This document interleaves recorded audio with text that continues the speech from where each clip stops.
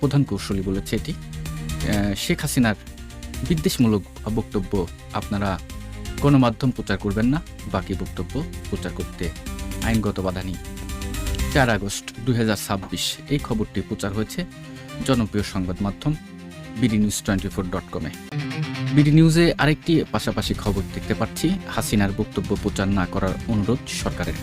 তথ্য সম্প্রচার মন্ত্রণালয়ের বিপরীতে বলছে, কিন্তু গণমাধ্যম এখনও দণ্ডিত আসামির বক্তব্য প্রচার করছে। এই ধরনের কার্যক্রমে সরকার গভীর উদ্বেগ প্রকাশ করছে। দেশ রূপান্তরের একটি শিরোনাম হয়েছে যে দেশে কখনোই ফ্যাসিবাদ ও উগ্রবাদ কায়েম হবে না। প্রধানমন্ত্রী তারেক রহমান 4 আগস্ট এই খবরটি প্রচার করেছে দেশ রূপান্তর। এই মুহূর্তে আমার কাছে বিবিসি নিউজ বাংলার নিউজ পোর্টালটি খুলে রেখেছি। তারা একটি শিরোনাম করেছে যে দিল্লিতে যে অনুষ্ঠানে শেখ হাসিনা বক্তব্য দেবেন তার সাথে ভারত সরকারের কোনো সম্পর্ক নেই, জয়সওয়াল। ভারতের পররাষ্ট্র মন্ত্রণালয় জানিয়েছে, নয়াদিল্লিতে বুধবার সাংবাদিকদের যে অনুষ্ঠানে বাংলাদেশের ক্ষমতাচ্যুত প্রধানমন্ত্রী শেখ হাসিনার বক্তব্য দেওয়ার কথা রয়েছে, সেই অনুষ্ঠানের সাথে ভারত সরকারের কোনো সম্পর্ক নেই। সেখানকার কোনো বক্তব্য তারা সমর্থন করে না। অন্যদিকে কেউ যেন শেখ হাসিনার বক্তব্য নিয়ে খবর প্রচার না করে সে ব্যাপারে গণমাধ্যমকে সতর্ক করার কথা জানিয়েছে বাংলাদেশ সরকার। 6 ঘন্টা আগে প্রকাশিত বিবিসির আরও একটি গুরুত্বপূর্ণ খবর, 5 আগস্ট ঘিরে নিরাপত্তা ব্যবস্থা বাড়ানোর তথ্য টিএমপির। ভারতের পররাষ্ট্র মন্ত্রণালয় জানিয়েছে, নয়াদিল্লিতে বুধবার সাংবাদিকদের যে অনুষ্ঠানে বাংলাদেশের ক্ষমতাচ্যুত প্রধানমন্ত্রী শেখ হাসিনা বক্তব্য দেওয়ার কথা রয়েছে, সেই অনুষ্ঠানের সাথে ভারত সরকারের কোনো সম্পর্ক নেই। সেখানকার কোনো বক্তব্য তারা সমর্থন করে না। মঙ্গলবার নয়াদিল্লিতে সাপ্তাহিক সংবাদ সম্মেলনে সাংবাদিকদের প্রশ্নের জবাবে এই তথ্য জানান ভারতের পররাষ্ট্র মন্ত্রণালয়ের মুখপাত্র রণবীর জয়সওয়াল।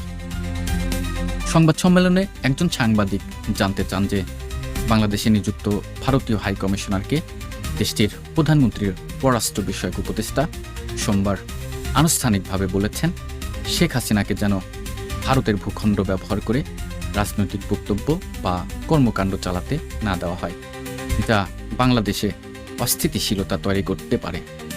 দিল্লিতে হওয়া কথা রয়েছে এমন একটি সম্মেলনের আগে এই বার্তা দেওয়া হলো। এই বিষয়ে ভারতের অবস্থান কি? সাংবাদিকরা মূলত এরকমই প্রশ্ন করেছিলেন। আমি কিন্তু আপনাদেরকে বিবিসি থেকে পড়ে শোনাচ্ছি।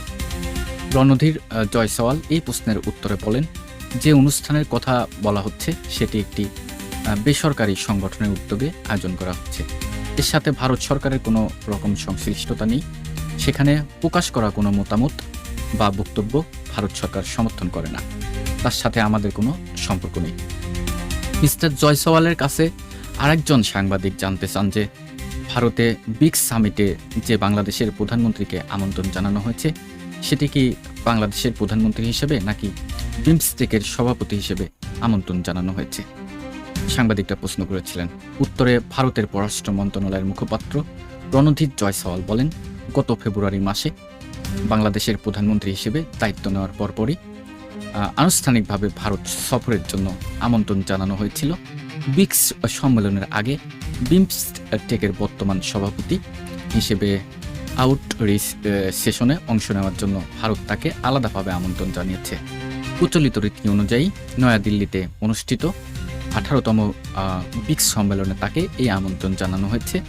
অন্য আঞ্চলিক সংস্থার প্রধানদেরও একইভাবে আমন্ত্রণ জানানো হয়েছে বলে বলেন মিস্টার জয়সওয়াল।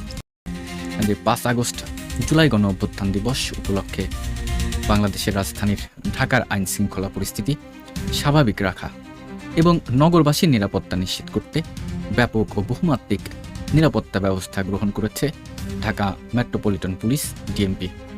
এটি আমি আপনাদেরকে পড়ে শোনাচ্ছিলাম জনপ্রিয় সংবাদ মাধ্যম বিবিসিতে।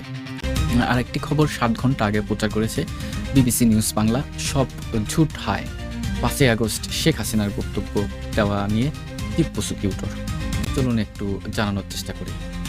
শেখ হাসিনার বিদ্বেষমূলক বক্তব্যে যাতে প্রচার না হয় আপনাদের উপরে নিষেধাজ্ঞা আছে একটা। গণমাধ্যম কর্মীদের উদ্দেশ্যে এই কথা বলেন আন্তর্জাতিক অপরাধ ট্রাইব্যুনালের chief prosecutor Mohammad Aminul Islam. BBC আমি আপনাদেরকে পড়ে শোনাচ্ছি। শেখ হাসিনার বিদ্বেষমূলক বক্তব্য আপনারা প্রচার করবেন না, বাকি বক্তব্য প্রচার করতে আইনগত বাধা নেই। কিন্তু ওনার বক্তব্য পায় না। দেখেন না, 5 তারিখ আসুক না, আমরা 6টা থেকে 7টা পর্যন্ত ওয়েট করি না, দেখি না। আমার কাছে তো মনে হয় সব ঝুট হয়, যোগ করেন তিনি। আজ মঙ্গলবার নিজ কার্যালয়ে সাংবাদিকদের সঙ্গে আলাপকালে এসব কথা বলেন চিফ প্রসিকিউশন। 8 ঘন্টা আগে প্রকাশিত আরেকটি খবর, শেখ হাসিনার বক্তব্য নিয়ে খবর প্রচার করলে ব্যবস্থা নেবে বাংলাদেশ সরকার। চলুন একটু এটি পড়ে শোনানোর চেষ্টা করি আমি আপনাদেরকে। কেউ যেন শেখ হাসিনার বক্তব্য নিয়ে খবর প্রচার না করে, জানিয়েছে প্রধানমন্ত্রীর তথ্য ও সম্প্রচার বিষয়ক উপদেষ্টা ডাক্তার জাহিদুর রহমান। আজ সচিবালয়ে আয়োজিত একটি সংবাদ সম্মেলনে সাংবাদিকরা তার কাছে এই ব্যাপারে প্রশ্ন করেন। জবাবে তিনি বলেন, শেখ হাসিনা যখন বক্তব্য দিচ্ছেন এর আগে 12 একটা ব্রিফিং দিয়েছে, পত্রিকাগুলোকে একটা নির্দেশনা দিয়েছি, আবার তিনি বক্তব্য দেবেন। এরকম নিউজ যদি কেউ দিয়ে থাকে কালকে করবে, এটা যদি কেউ আগাম জানায় পাবলিশ করে, এটা অবশ্যই আদালতের রায় ভায়োলেট হবে। আমরা এ ব্যাপারে ব্যবস্থা নেব বলেন তিনি।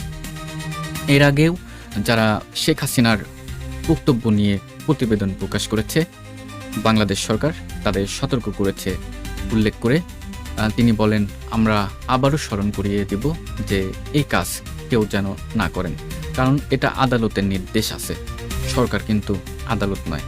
কেউ যদি সংক্ষুব্ধ হয়ে যে শেখ হাসিনার বক্তব্য প্রচারে বাধা দেয়া ভুল হচ্ছে, প্রচারিত হতে দেওয়া উচিত, কেউ যদি মনে করেন, তিনি কিন্তু আদালতে যেতে পারেন।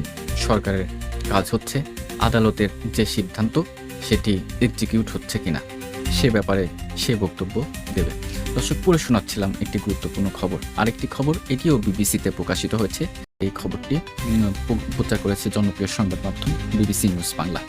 তারা শিরোনাম করেছে যে বাংলাদেশের ক্ষমতাচ্যুত প্রধানমন্ত্রী শেখ হাসিনা 5 আগস্ট বুধবার ভারতের রাজধানী দিল্লিতে সংবাদ সম্মেলন করবেন বলে তার দল যে ঘোষণা দিয়েছে তা নিয়ে নানা ধরনের প্রতিক্রিয়া দেখা যাচ্ছে, পাল্টাপাল্টি আলোচনা হচ্ছে সামাজিক মাধ্যমে। 2 বছর আগে 5 আগস্টই ছাত্র জনতার গণঅভ্যুত্থানের মুখে ক্ষমতাচ্যুত হওয়ার পর থেকে ভারতে অবস্থান করছেন তিনি। পরে বাংলাদেশের পরবর্তী সরকারের সময় মানবতা বিরোধী অপরাধের দায়ে আন্তর্জাতিক অপরাধ ট্রাইব্যুনাল তার মৃত্যুদণ্ডের রায় দিয়েছে। সম্প্রতি বাংলাদেশে বর্তমান কার্যক্রম নিষিদ্ধ দল আওয়ামী লীগের ভেরিফাইড ফেসবুক পাতায় 5 আগস্ট শেখ হাসিনা স্বদেশ প্রত্যাবর্তনের ঘোষণা দিয়ে দিল্লিতে প্রেস কনফারেন্সে যুক্ত হবেন বলে জানানো হয়। আওয়ামী লীগের এই ঘোষণার পরে আদালতে নিষেধাজ্ঞার কথা উল্লেখ করে কেউ যেন তার বক্তব্য নিয়ে খবর প্রচার না করে সে বিষয়ে সরকারের গণমাধ্যম সতর্ক করার কথা জানিয়েছে বাংলাদেশ সরকারের প্রধানমন্ত্রীর তথ্য সম্প্রচার বিষয়ক উপদেষ্টা ডাক্তার জাহিদুর রহমান।